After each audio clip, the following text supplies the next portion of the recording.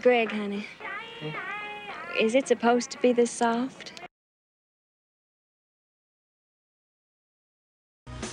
What does it say about the college co-ed Susan Fluke, who goes before a congressional committee and essentially says that she must be paid to have sex? What does that make her?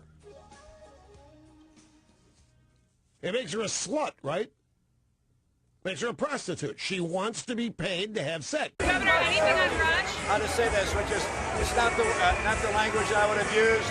I'm focusing on the issues that I think are significant in the country today, and that's why I'm here talking about jobs in Ohio. Thanks, Governor.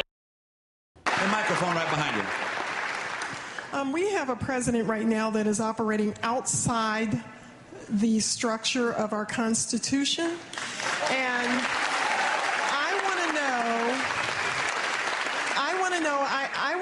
yeah, I do agree he should be tried for treason.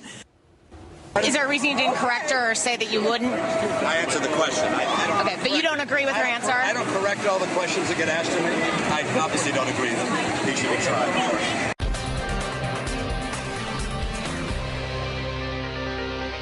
If Mitt Romney can be pushed around, intimidated, coerced, co-opted by a conservative radio talk show host in middle America, then how is he going to stand up to the Chinese?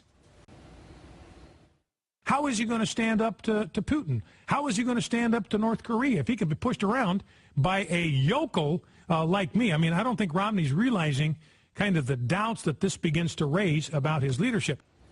I don't think for 1 minute that Mitt Romney did not want this guy gone. He wanted this guy gone because there was not one word of defense, not a peep from the Romney camp to defend him. They just went absolutely stone cold silent. They put a bag over Grinnell's head. They even asked him to organize this phone conference, and they didn't even let him speak at the conference that he organized.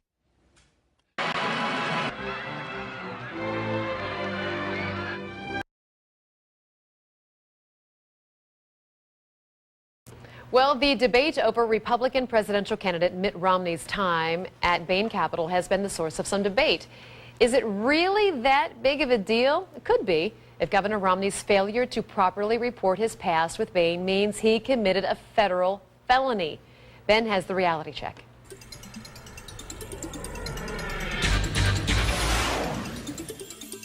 At the heart of this issue, when did Republican presidential candidate Mitt Romney actually leave Bain Capital?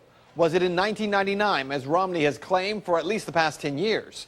Or was it in 2002? Does it matter at all? Well, actually, it may very much matter. Here's the background. Mitt Romney has continually stated that since February 11th, 1999, he has not had any active role with any Bain Capital entity and has not been involved in the operations of any Bain Capital entity in any way. In fact, he stated exactly that on a recent financial disclosure form filed June 1st as a presidential candidate. According to an article in the Boston Globe, the story Romney is telling, though, is different than what the SEC was told.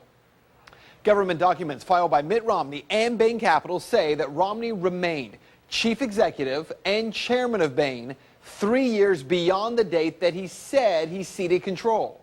Romney has said he left in 1999 to lead the Winter Olympics in Salt Lake City, ending his role in the company.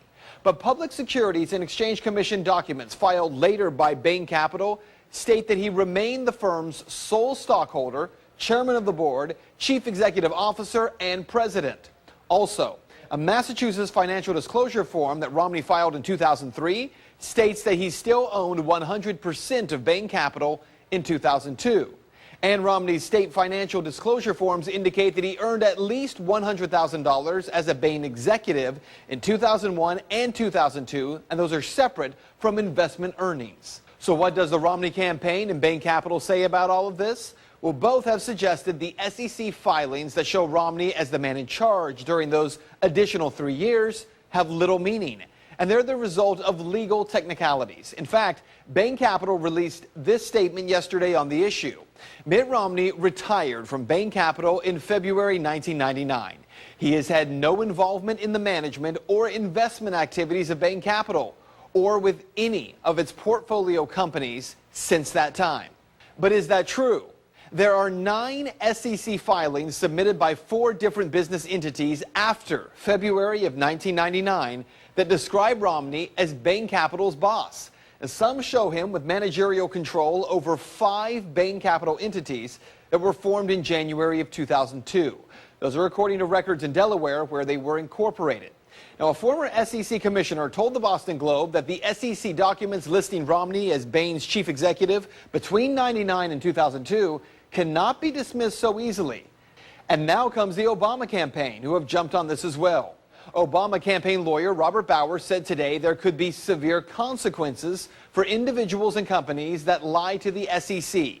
Quote, in fact, as he now claims that he was not active with the company, that he was not the controlling person that is described here, that means these statements are false. And as I said, there are very, very serious legal consequences that would follow. So what you need to know? In order to be telling the truth, Romney could not have been running Bain. But nothing in his SEC filing stated that he wasn't being paid or that he didn't own Bain Capital. And there is a difference there. Just that he wasn't actively involved as a manager or in investing activities.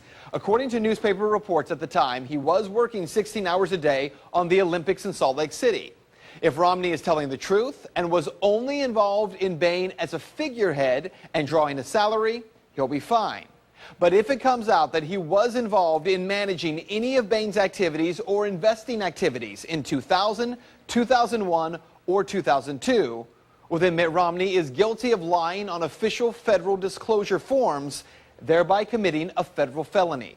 No doubt there are a lot of people investigating every detail on both sides. And that is Reality Check.